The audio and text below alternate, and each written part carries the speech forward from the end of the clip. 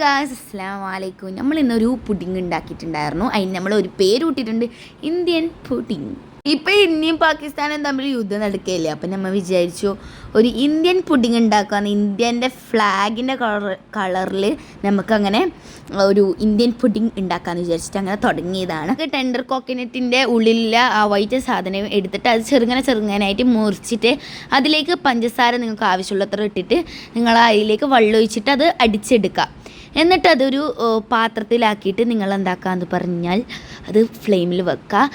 Tender കോക്കനട്ടിൻ്റെ വാട്ടറിലേക്ക് നമുക്ക് എന്താക്കാന്ന് പറഞ്ഞാൽ China grass ഇട്ട് കൊടുക്കുക. എന്നിട്ട് നമ്മളത് അലിയുന്ന വരെ ഫ്ലെയിമിൽ വെക്കുക കേട്ടോ. ഫ്ലെയിം ഓഫ് ചെയ്തിട്ട് എന്നിട്ടായിട്ട് നമ്മൾ കയ്യിലേക്ക് ഗ്രീൻ കളർ ആഡ് ചെയ്ത് കൊടുത്തിട്ട് പുഡിംഗ് പാത്രത്തിലേക്ക് ഒഴിച്ചിട്ട് ഫ്രിഡ്ജിൽ വെക്കുക. എന്നിട്ട് അത് തണുത്തതിന് ശേഷം നമ്മൾ സ്ക്വയർ രൂപത്തിൽ മുറിക്കുക കേട്ടോ. ഗ്രീൻ കളർ പുഡിംഗ് ഒരു ബൗളിലേക്ക് മാറ്റിയിട്ടുണ്ട്. ടെൻഡർ കോക്കനട്ടിൻ്റെ വൈറ്റ് സാധനം നമ്മൾ ചൈന ഗ്രാസ് മിൽക്ക് മെയ്ഡ് ഇട്ടിട്ട് വേവിച്ചിട്ടുണ്ടായിരുന്നു. അത് എന്നിട്ട് നമ്മൾ എന്താക്കാന്ന് പറഞ്ഞാൽ പുഡിങ്ങിൻ്റെ പാത്രത്തിലേക്ക് ഒഴിക്കുക. എന്നിട്ട് നമ്മൾ തേങ്ങ ചെറുതായിട്ട് മുറിച്ചിട്ട് ആ തേങ്ങ നമ്മൾ പുഡിങ്ങിലേക്ക് ഇടാം. അതിനുശേഷം നമ്മളെ മുറിച്ചെടുത്ത ആ ഗ്രീൻ കളർ പുഡിങ് നമ്മൾ ഇതിലേക്ക് ആഡ് ചെയ്യാം. ഇപ്പം ഇന്ത്യൻ ഫ്ലാഗിൻ്റെ വെള്ളയും പച്ചയും കളറായല്ലേ, കാണാൻ എങ്ങനെയുണ്ട്?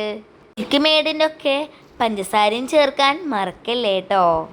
അതിനുശേഷം നമ്മൾ ക്യാരറ്റ് ചെറുതായിട്ട് മുറിച്ചിടാം. എന്നിട്ട് നമ്മൾ എന്താക്കാന്ന് പറഞ്ഞാൽ ഫ്രീസറിൽ ആദ്യം വെച്ച് അത് സെറ്റായ കഴിഞ്ഞതിന് ശേഷം നമ്മൾക്ക് എടുത്ത് കഴിക്കാം. അടിപൊളി ടേസ്റ്റാണ് കേട്ടോ. എങ്ങനെയുണ്ട് നമ്മളെ ഇന്ത്യൻ പുഡിങ്? നിങ്ങളെല്ലാവരും ഉണ്ടാക്കി നോക്കണേ. ചാനൽ സബ്സ്ക്രൈബ് ചെയ്യാൻ മറക്കല്ലേ കേട്ടോ. നല്ല ടേസ്റ്റ് ഉണ്ടായിരുന്നു. എല്ലാവരും ഉണ്ടാക്കി നോക്കണേ. ബൈ.